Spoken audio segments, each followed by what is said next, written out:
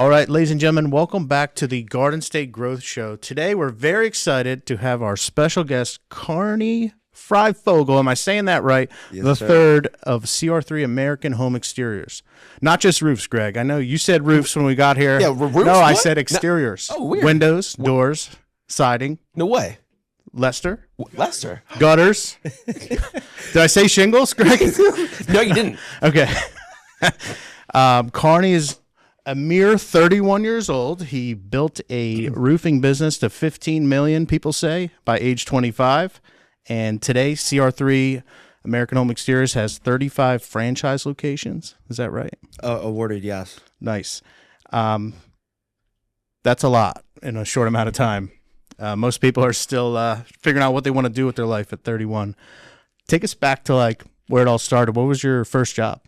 So I have, I'd say, kind of a unique background, but also not very unique at the same time. It's very vanilla and very boring. Mm-hmm. My childhood, I grew up in the construction industry. My father, grandfather, great-grandfather, all those guys built and developed houses. And from a super young age, I was going out to job sites helping these guys out when it came to these homes that they were building. So naturally, just coming up in that space and in that industry, it was a means for me to make money. My father was teaching me how to work hard. And I remember a time when I wasn't a skilled laborer at all. He just get me to move a pile of bricks just for the shits of it, just to get me to do some So you work. know how heavy they are. And one of the things that really stuck with me, and I think if we're fortunate enough to be parents in the future, I think this is something that I'm going to do with my children as well, which is my parents helped me to get things like a vehicle, for instance, when I turned 16, but they made me have to pay them back. Right. So we all had like a portion. I think it was like $2,000 that my parents said that they would pay for the children because I'm the youngest of three. I got two older sisters, and They didn't want to do construction? now. Well, it's funny. My middle sister, a sister that's older than me, she's actually a Seabee in the Navy, which is actually nice. like an engineer of the Navy. So she's like kind of like me, but a little bit more badass because she's got a gun. So, but anyway, my parents allocated it was something like $2,000 for everybody's first vehicle, and then anything in excess of that, we had to pay them back. Yeah. So that taught me at a very young age to kind of work for what you wanted. Yep. And my mother, a lot of people would be like, oh, that's kind of strict and kind of petty, but like it taught me a lot of really good lessons during the school year because I'd work during the summer with my father to make money. Right. During the school year when I wasn't making any money, my mom would give me her credit card to go get fuel for my vehicle. And then I'd have to bring her back the receipt. And then she kept an IOU type tab. Wow. No And way. then, yeah, I swear. And then when I would go work during the summer, I'd get my weekly paycheck from my father. Yeah.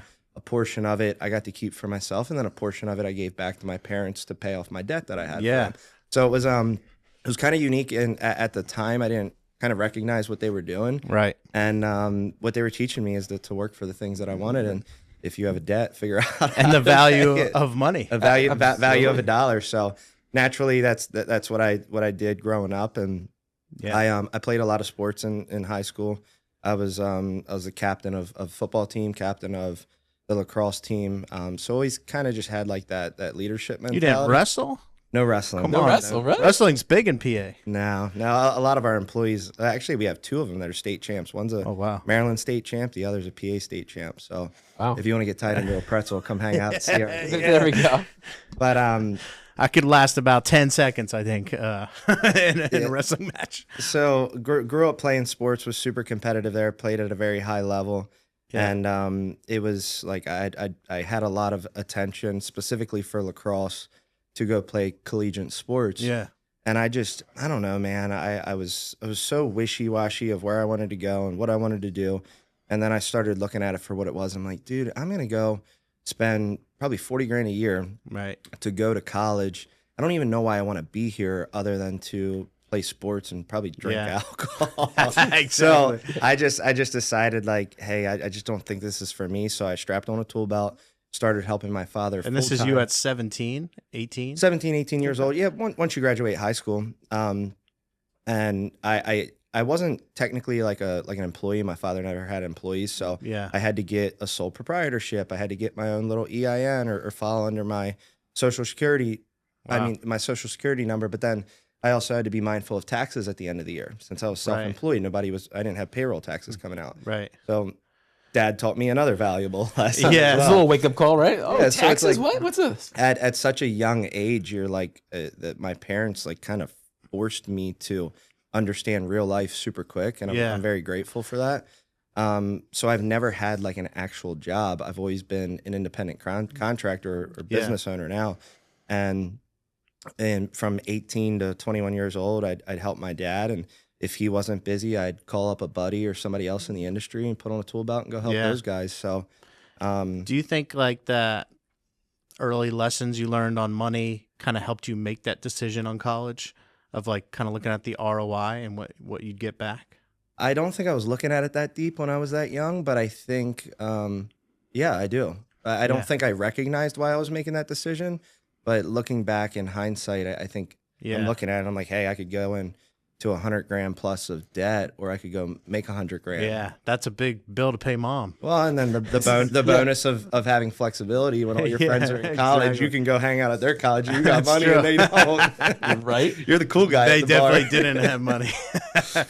Right. So That's awesome. Yeah. Long story short, I had that pivotal moment where it was go work or go to college. Decided to work, did that, and just kind of had a come to Jesus moment. I actually, it's crazy. I don't really talk about it a whole lot, but I got introduced to somebody who gave me a book to read, which was Rich Dad Poor Dad by Robert Kiyosaki. Oh, yeah, book, great book. good book. And I was never exposed to that world as a kid. Like I wasn't exposed to reading books like that. Right. It's the first real self-improvement book that I ever read. And the second I read it, I think I read it in like 24 hours. Wow. And when I got done, it's like, I got smacked right in the face. I'm like, Yeah. what am I doing? Yeah. Like I'm going to work. I'm working from Monday to Friday, working for the weekend. The weekend comes and goes, and I hate Monday. And like I'm stuck in this rhythm that the majority of society is in, and I'm like, this shit doesn't feel right. I don't like. Yeah, the rat I don't. race. I don't like feeling this way. So then I just read that book, and it's like I just come to Jesus moment, had a mental mind shift, and stopped looking at work as a means to pay bills, and started looking at it as a means to chase some type of lifestyle that I wanted in the future. So my job didn't change. I just woke up one day and had a different perspective and started taking things a little bit more serious, started investing some time and money into additional skills. At the time, I was very interested in the sales. I spent like, I'm sure you guys know who Grant Cardone is. I spent like $1,500 of my own money to buy Cardone U when I was still working for my dad as a contractor with a tool belt on, just because I knew if I could learn sales, I could sell more for us, which ultimately would hopefully make me more money. So I actually went to my father back when I was 21 years old. So you don't know this about me. This is going to be pretty interesting for you. So when I was coming up and I read the Robert Kiyosaki book, and he's real big into real estate, and I started looking at different ways to create financial wealth and things like that. And I thought real estate was going to be my vehicle. So I went and I studied. When I wasn't working with my father, I got my real estate license, and I went to my dad with this bright idea. I didn't even tell him. I studied for it, got my real estate license. I'm like, hey, Dad, let's flip houses. I got my real estate license. Oh my God. I had no money, by the way. I had like, probably had less than $1,000 in my checking account. Pass it the first time? How hard was that test? Yeah, I did pass it. Okay. Yeah. Good. Greg, not so much. Not so much. No, I'm just kidding. It's a ton of trick questions tucked in there. All of those. What is it? A PSI, PSA? That test is more of like an endurance test. I feel like it's so long that most people just like quit halfway through and just start putting A, B, C, A, B, C, A, B, C. Right? I feel like you kind of have to have some kind of fortitude just to get through that test. Yep. So I went through that. Went to my father. And he was the guy with the money. I didn't have any money. Yeah. And I'm like, hey, I want to do this. He's like, yeah, no, thanks. I've been doing this, busting my back for 30 years. I'm not going to risk money on a 21-year-old. And rightfully so. I don't blame him. Looking back, I wouldn't do it either. I know. So I was kind of deflated. And I'm like, well, shit, I'll walk through homes. I'll sell real estate and I'll still work. I'll just kind of pull from both extremes until I figure out what I want to do.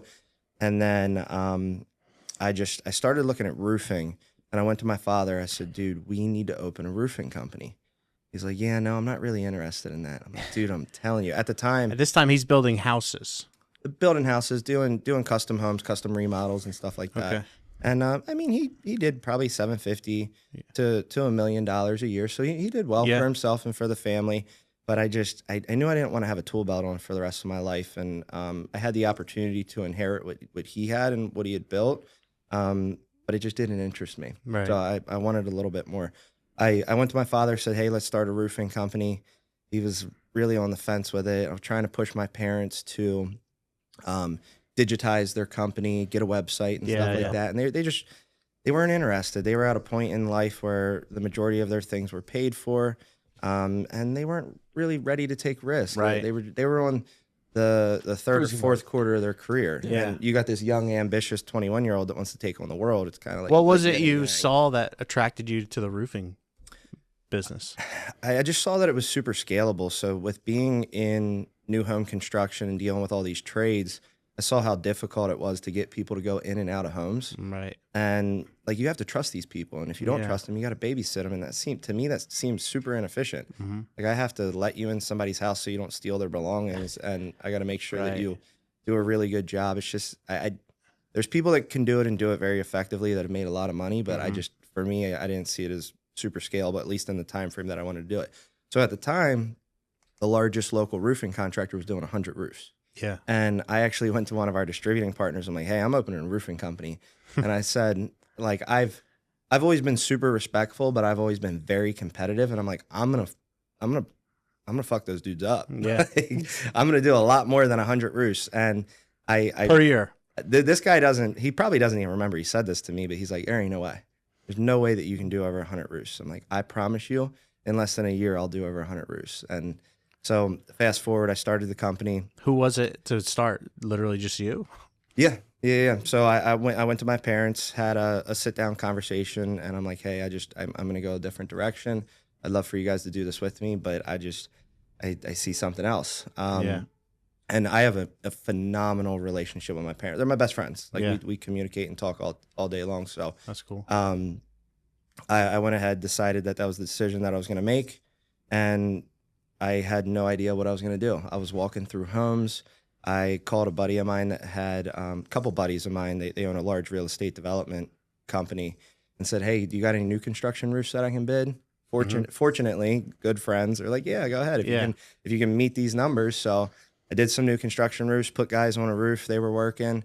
I'd go ahead, walk some buyers through some houses. So I'd sell a little bit of real estate, have guys on a roof. I was making money doing that. And then I started to recognize that insurance was a thing in our industry. I knew nothing about it. And I'm like, this is interesting. Yeah. Paid a little bit of attention, talked to some people. And then I'm just like, dude, whatever. I'm going to go knock on a door and tell somebody I can get the roof paid for because the roof looks like crap. I knocked on a door. It was missing shingles. And I fed them this story about how I show her from time to time because it's low. It's like 10 minutes from where we live. So every time we drive past it, I'm like, that's the first insurance claim I ever did. Wow. And it was missing shingles. I knocked on the door. Some dude, older dude, came out in his underwear and he's like, what do you want? Oh my God. That was your first door knock? I'm like, hey, your roof's pretty busted. I think I can help you guys out. I think we can file an insurance claim and get this thing taken care of. So we, to my good fortune, they let me do it. Through that process, I learned a lot, talked to the insurance adjuster, looked to see what legitimate damage was. Then I got this estimate, had no idea how to read it. It looked like a foreign language. Yeah. I don't even know. I probably did it completely wrong. So we did that, and I'm like, holy crap, this is crazy. I have the power, if I want to work hard, to go knock on a random door and turn it in thousands of dollars. Yeah, pull money out of the ground. So then I really got interested in it. Yeah. And then started to understand it, got a little bit better, had 1/10 of the knowledge that I have right now, but I just had a little bit of grit. And did you have before you started knocking on doors, did you like write out a script? No. Or you just say, I'm going to wing it? Like, hey, I'm driving Your past roof here. sucks. This dude's missing shingles. I think we can get this paid for with insurance. Had no idea how it was going to happen. Wow. So through that process, learned a little bit, started running some different claims with hail and wind, ran a few, got a few under my belt, just got a pretty firm understanding of what was going on. And then to my good fortune, the spring of so I started the company in the fall of 2017. the spring of 2018, I think it was like March, we got hit with a really good hailstorm in like what I would consider my backyard, about 15 minutes from where I grew up. Roofers love hailstorms. Yep. Yeah, and I called my cousin at the time because he was kind of in limbo too, and I'm like, hey, dude, if there's ever been an opportunity to make some real money, it's right now. Like, hey, join me. Let's figure this out. Let's just roll. He's like, all right. So we went around knocking on doors, stuck signs in yards. Now, my father's still running his construction company. Yeah. I still live at home, by the way. Wow. So I come home one day and I got like $250,000 in purchase orders. And I'm like, hey, Dad, can you help your little boy out?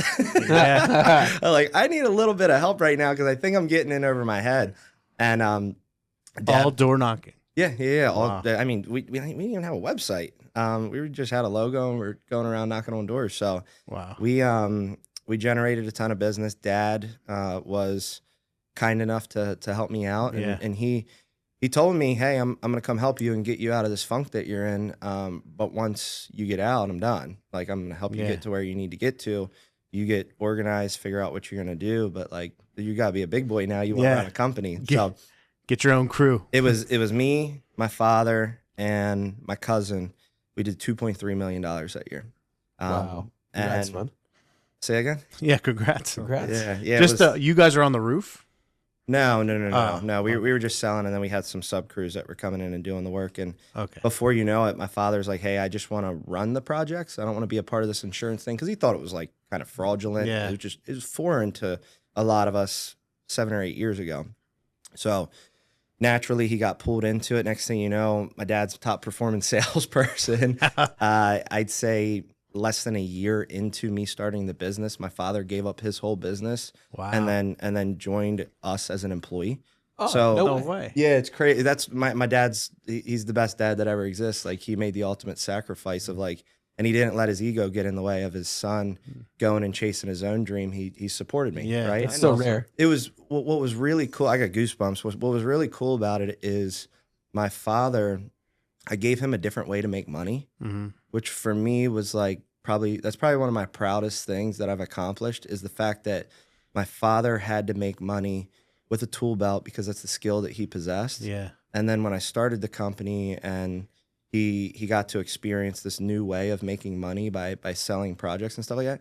I mean, dude, we paid him $235,000 in a year for selling and running projects, and that's more than he made in his best year, breaking his back running his own construction company. Wow. And not having to break his back anymore. Yeah, you had other guys doing it, so that was super cool. My mom actually was kind of against me starting the company, but then once she saw that, she was real grateful, because then my father wasn't 50 years old walking up on 2x4 walls 30 feet up in the air. Yeah, Like, yeah.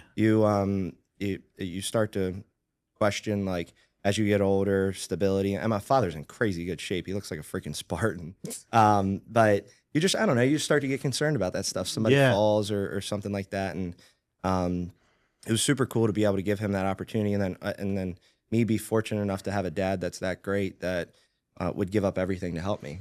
So we did 2.3 that year, and that was the catalyst for the growth that we were about to experience. I brought a partner on that was twice my age and had some business experience, because I called a real good buddy of mine, the commercial real estate developers that I helped to do some new construction roofing early on. I'm like, hey, dude, I think I'm making money, but I don't know what the hell I'm doing. I'm like living out of a shoebox. Yeah. I need to get organized. I never built a company before. I'm 22 years old. The problems change as the more money you make. It's crazy, and I never been there before, so it was all foreign and new to me. And he just laughed. He's like, "Hey, we got a business coach." At the time, those guys were doing about 40 or 50 million. He's like, "Hey, we got a business coach. I'm going to introduce you to him." Right. So I got introduced to him some way, somehow. At 22, 23 years old, I convinced him to give up his whole coaching practice and join me on this mission. Oh my God. Yeah, I gotta get a good way of getting whatever I want. Just stop everything you're doing. Come work with me. Yeah. So he joined me, and we went from 2.3 million to 7.7 the year after that. Year after that, we did 10.3. And Was he like your CO, like operations guy? More, what was his role? I mean, me and him are both very, very involved from an operational perspective. But more of a CFO type finance. role. He was a public accountant, so he understands finance, and that's something that, like, I'm not interested in. I don't care. I don't even know how to log into my own QuickBooks. I've never been in QuickBooks ever. I've never made an entry in QuickBooks. So Probably for the best. Yeah. yeah, like I don't even know how to get into my own checking account. Right. Wow. Like Focus on something that you're actually really, really, really good at. say and that bring it- again. Like focus on something that you're really good at Well- and go deep in that one versus trying to be jack of all trades. Yeah, there's a really big lesson and with what we do now with working with franchisees, you have people that are trying to strike strategic partnerships and stuff like that. Right. And people are always asking me, hey, what do you think about a partner? I always relate partners to marriages where like we have people who've had failed marriages say, worst thing I ever did, don't do it, I'll never get married again. And then you have people who have successful marriages and they're like, best thing I've ever done, I couldn't do it without my partner, right? So it's the same thing, but where a lot of people go wrong, in my opinion, which is why I believe it's worked pretty well for us up until this point, is we have totally different skill sets. So like what he's good at, he stays in his lane, and what I'm good at, I stay in my lane. And then it's not so much this tit for tat BS that everybody plays, because like I understand that you do things that I don't want to do, and vice versa. The biggest thing that I see is people get a partner and they get somebody that has a similar skill set to them because they enjoy talking and communicating with that person because they're very similar in nature. Yeah. But it's very counterintuitive in business because we always say it all the time. If both of us in the same room have the same skill set and we agree on everything, one of us is useless. Right. So then good naturally what happens is you get a partner, you both are doing relative to the same thing. Somebody starts to pick up the whatever that payload is, and the other person becomes like non-existent because they're not necessary anymore. Somebody's doing those operational things that person's good at, but they can't do them because they're already getting done by another party. And then that person doesn't know what to do because they're not good at anything else. Yeah. This person gets irritated because they're like, hey, I'm doing all the work and you're not doing shit. And they're like, I don't have a skill set to do anything else. So in a long-winded way, that's my... I think a lot of people get in this trap where they're kind of good at everything. So they stay mediocre, but they never allow themselves to get great. Yeah, and what you did kind of early on was put the right people in the right seats, you know, where they could excel and be great in their lane.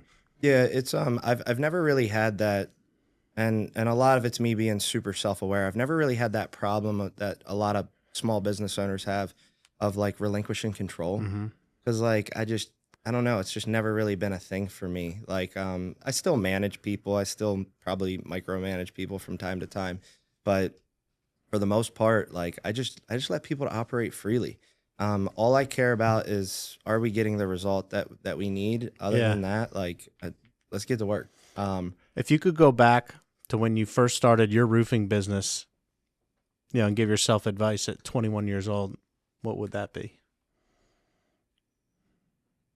I don't know, because it sounds cliche, but I'm incredibly grateful for what I went through. Yeah, I'm not sure you could have done it any better. But well, yeah, dude. In 4 years, we went from zero. I had $2,500 in my checking account, and we went from nothing, a company that was, inception in 2017, to a $14.7 million company in 4 years. Yeah, like we made mistakes. Don't get me wrong. I wrote an entire book, how to get from $0 to $10 million and do it all over again if I had to start today. And trust me. What's the name of that book? If I started today, I think. And it's only accessible to people that join our team. Oh, okay. Oh, really? Yeah, it costs you $40. Not on Amazon. It's not on Amazon. It's a franchise fee to get the book. Okay. Yeah, it's a peek inside my brain and the lessons that I've learned, the things that I wasted money on, the different hiring skills that I would use today that I had to learn through trial and error. So it sounds silly to say it, but like, dude, I wouldn't change anything because I feel incredibly grateful to be 31 years old around the people that we have, to be growing this organization at this point in time. Yeah. This industry is just red hot right now. There's so much explosive growth that's about to take place in the next 10 to 15 years. And I talk to Lester and the team all the time about how fortunate we are to be at this point in time in this industry. There's a lot of industries. Yeah, why is that?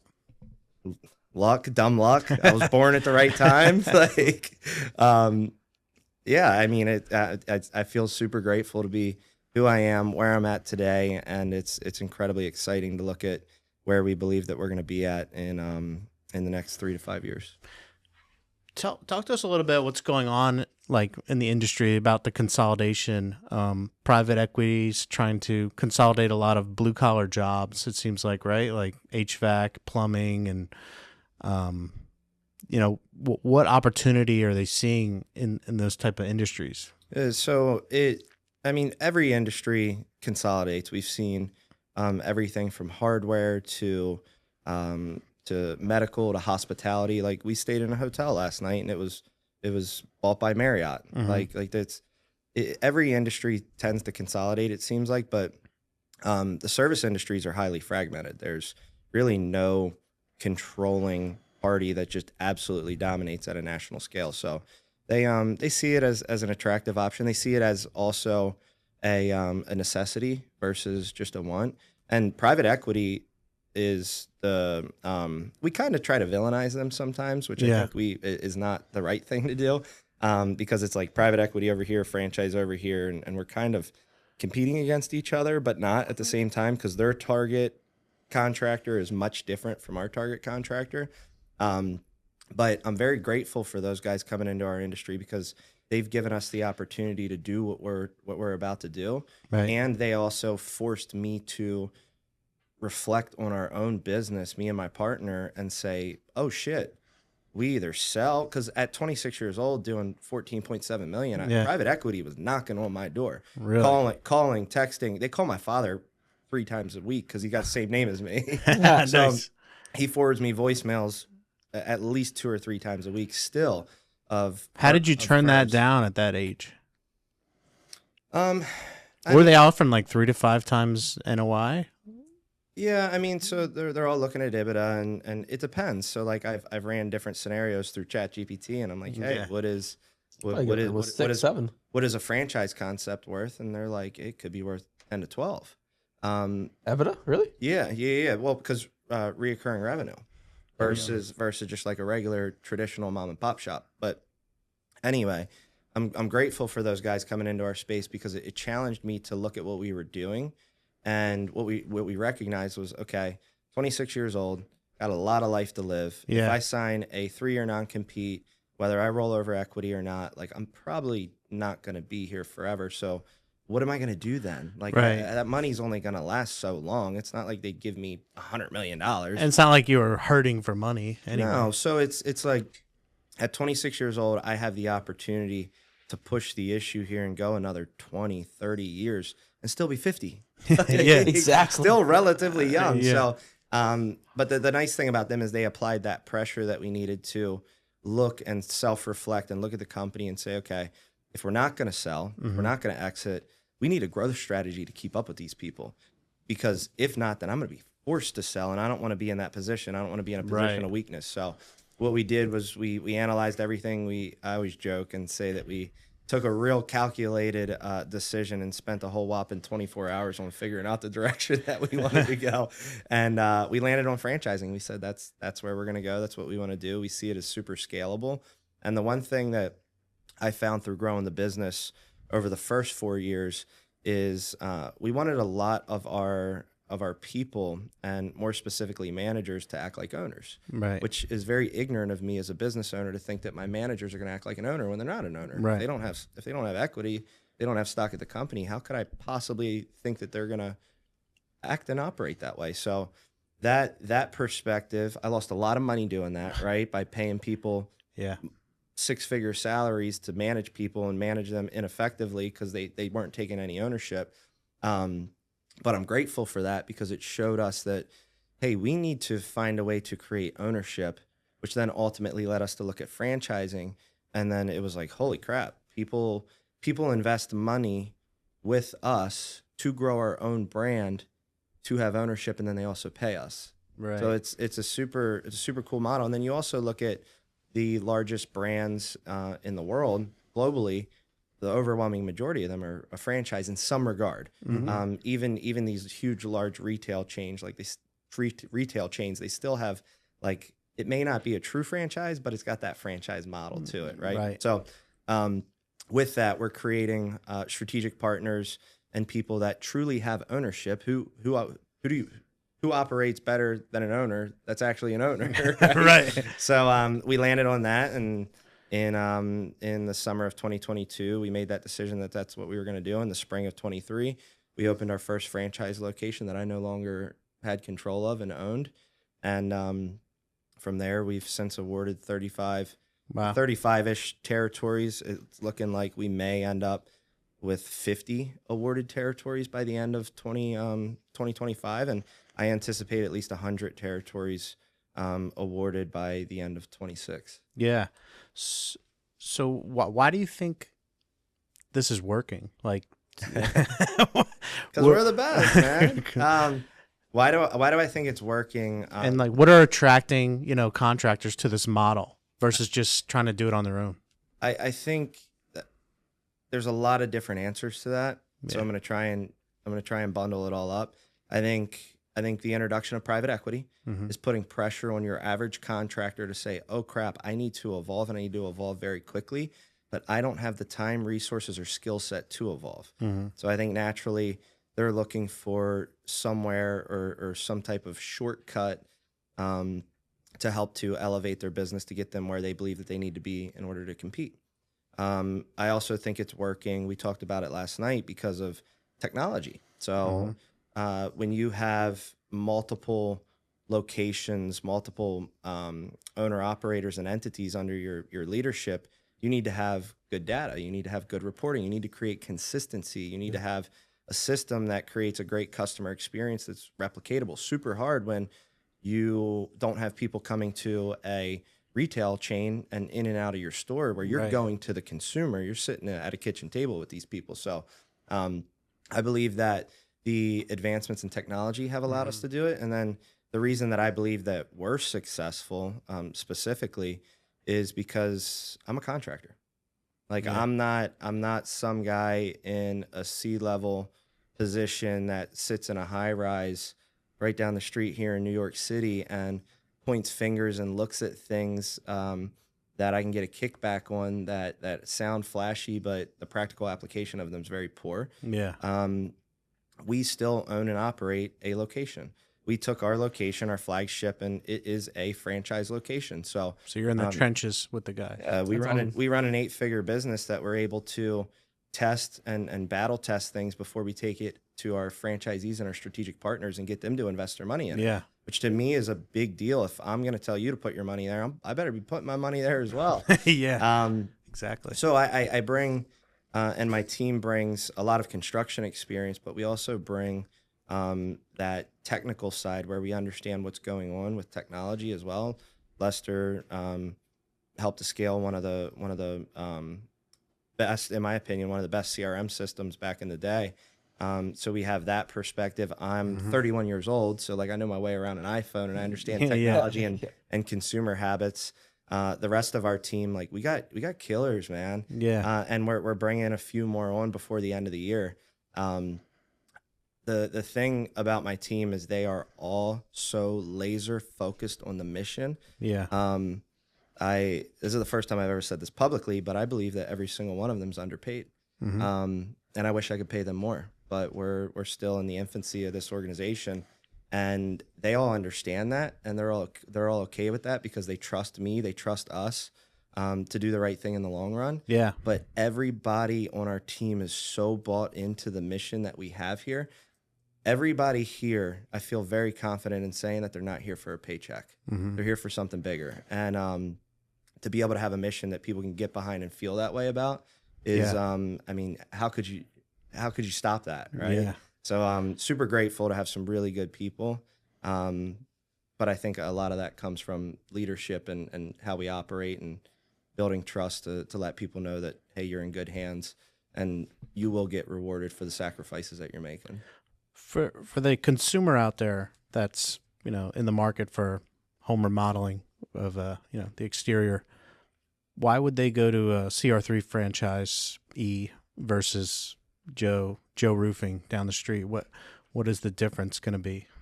It's a great question. We're in an industry, roofing specifically, and you joked earlier that we don't just do roofing. Yeah. Roofing, siding, windows, doors, gutters, commercial and residential, but roofing specifically has become somewhat commoditized. So it's a great question of what makes anybody any different. What makes a GM dealership different than the next GM dealership, right? We all sell the same shingles. We all, a lot of us share subcontractors, very candidly. So what truly makes you different and unique? The manufacturers have these statuses with extended manufacturer-backed warranties that a lot of us can offer. So if me and you are sitting across from a consumer, you have the same manufacturer status, you're selling the same product as me, and you're able to offer the same warranty. Why would you pay, why would a consumer pay any more, right? So that's something that we look at daily is how do we differentiate ourselves from our competitors in the marketplace? And our legal team that we work with said something I've brought it up 100 different times since they said it. I said, you can't do McDonald's without McDonald's. And that stuck with me. And I'm like, oh man, we need to create something that's so freaking sticky. Yeah. That you can't run a CR3 without CR3. We need such good technology, such good operating systems, such good relationships with the vendors, unique selling opportunities for these people where if they wanted to go do it themselves, they could never replicate what we have.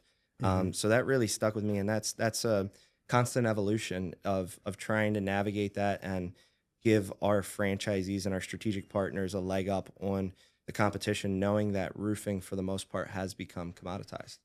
Yeah. And I think, one of the differentiators for you guys is you're kind of laser focused on the customer experience, and keeping them informed along the way of like what's going on with their job. Whereas, maybe Joe Roofing or Joe Shingles down the street doesn't really communicate that well.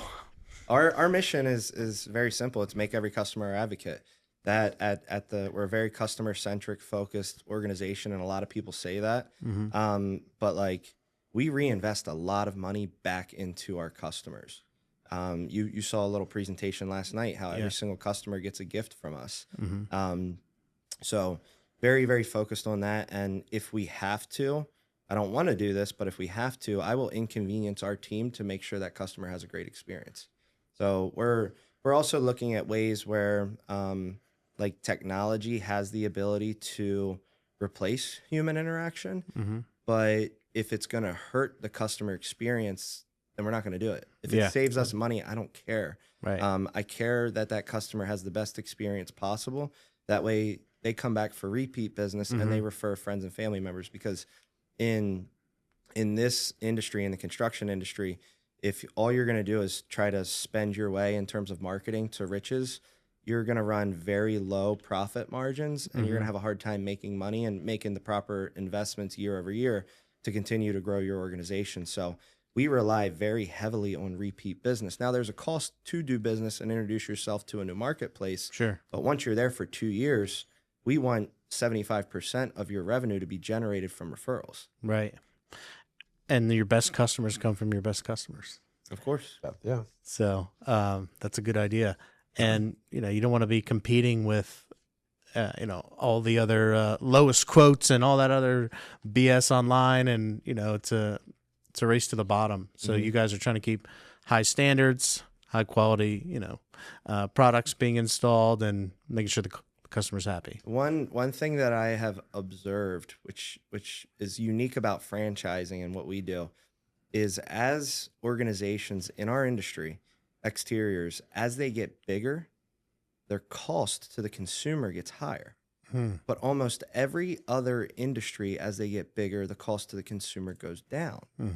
So I've always looked at that and wondered, like, why is that the way that it is? And the reason it is that way, that I have found, is cost per acquisition just continues to go up and up and up. And these people have to get creative to get repeat business. A lot of them have very hard selling closing tactics that yield a negative customer experience. Hey, I feel like I got forced to purchase this. Well, guess what? That person, when they find out that they paid double for their roof or their siding than using the contractor that services the local marketplace that has 600 5-star reviews, they're going to be pretty irritated. They're probably not going to refer you. So the very cool thing about franchising versus some of these really large corporate orgs is you still have that owner operator that operates in that local marketplace that has the freedom and flexibility to keep overhead very low because they're running it out of their own location with the advancements of technology and then the support that we bring at corporate with like call centers and stuff like that. It helps to reduce their overhead so that they can run a 5, 10, $15 million shop with way less overhead than I had coming up, which ultimately can, if the franchisee wants to, pass those benefits along to the consumer. They have the ability to do that versus all of us growing as this massive org and overhead continuing to go up, where we have to then push that off to the end consumer. Franchising is a little bit different because we have economies at scale because of purchasing power and relationships. But at the local level, the overhead is very reduced. So it's actually beneficial to the end consumer for a franchise versus a large corporate entity coming in because the overhead is so much lower at the local level. Yeah, and they get local knowledge and customer service, but national economies of scale. Correct. Yep. With the roofing. Well, sounds like you guys have it figured out. I wouldn't say we have it all figured out, but we're getting there. Where do you see yourself in the next 5 years? Where do I see ourselves at in the next 5 years? I have a printout in our office, and quite a few of us over here at CR3 have it on the background of our laptops or our computers, which is 250 locations by 2029. So is nationwide? That's 4 years. At 250 locations, the country warrants about 600 or 700 locations in terms of like our territory size because it's population driven. And there's some populations like inner cities that are not very helpful to us. It's unusable real estate for the most part, especially being that we do commercial and residential, but heavy residential. So there is some unusable population. You have high-rise apartments in New York City with 50,000 people, and I'm like, that the population doesn't go very far. What's your service area look like? So anyway, at 250 locations, we figure at that point we're servicing just about every major city and have very strong reach in every major city throughout the United States, where we have a national presence at that point.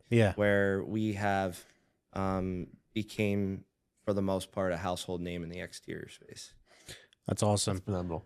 Well, I appreciate you coming on here, telling your story. Yes, we could probably talk for hours, but I know you're a busy man. Got to get back to the grindstone. It was awesome hearing your story, how you came up, and one thing I'm taking away from this is you put the right people in the right seats early, and tried not to do it all yourself and self-invest as well. Yeah, so one of the things that we didn't touch on, and I try to teach people through the things that I learned and the things that I feel gave me a strategic advantage in the marketplace. And for the first 4 years of this business, keep in mind, our fourth full year in business, we did 14.7 million. You know how much I paid myself every single year to get to that point? No. 50 grand a year. Oh my God. We were doing just under $15 million, and the CEO was paying himself 50 grand a year. Now I had a truck and fuel, so it's probably like making 80,000 or 100,000. But a lot of people try to get too far ahead of themselves, and everybody wants that fat salary. Everybody wants to go ball out. But the thing that I recognized very early on was, one, I got to put the right people in the right positions in order to scale and grow this thing, because I can't do everything. And the other thing that I recognize is if I operate this business for selfish reason, I'm going to cut us off at the legs. Because if I'm pulling $250,000 a year out of the organization, well, I could hire 3 or 4 people with that money. Right. How much further can I get there? So it allowed me to grow so much faster than my competition, because my competition was out buying Lamborghinis and Ferraris and McLarens and shit. And you're reinvesting. Meanwhile, I'm spending 50 grand on myself. I can hardly afford groceries. But I was okay with that, because I knew that every dollar that I put back into the business, whether it yielded a positive return or not, we were learning, we were growing, we were reinvesting into the marketplace. And that over time, that compounding interest over time of that dollar going to work for you allows you to do things that others in the marketplace can't. When we decided to franchise, it cost us 100 grand just to file some of the legal paperwork. You got to have money to be able to do that. Yeah. And that was one of the biggest things that I did right, was recognize that every dollar that I take out of this organization is a dollar that I'm not investing in my future. And I'm still a relatively young man, and I don't pay myself. This organization, CR3, the franchise concept, I don't pay myself. I haven't made a dollar for 2.5 years because I am on a mission to grow something that is going to be just so massive and huge. And I don't want selfish reasons to get in the way of me and my team and people like Lester and Marcy and the people that we're bringing in, to feel like I made selfish decisions for myself that hurt the ability for them to chase their own dream. Wow. That's amazing. That's awesome. That just comes down to delayed gratification, and it's a lost art, in a lot of small business owners. It's tough because you don't know if it's going to work or not. Yeah.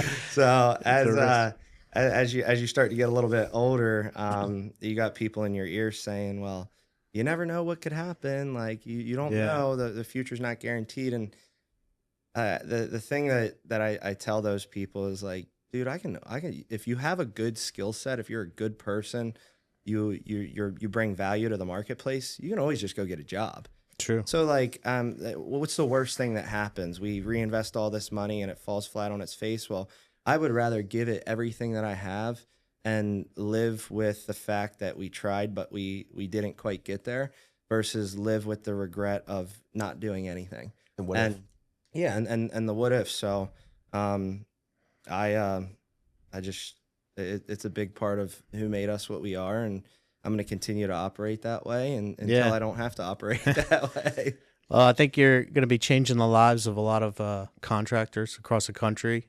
And I know you and Lester are really passionate about that, like showing them a better way, just like you did with your dad, of not just having to use their hands, but using their head. And that's going to give people time and money freedom that they otherwise wouldn't have. So, me and Greg wish you guys the best of luck. And, if there's any way for us to partner in the future, with that, we're definitely open to it. Let us know. I appreciate you guys having me on. All right. Thank you, sir. All right. Thank you. Thanks, guys. That's Carnie Fryfogle III by way of Hanover, PA. Thanks for coming on, guys. We'll see you on the next one. They call us the snack food capital of the world, right? The snack food capital of the world. They did tell me that. Thank you.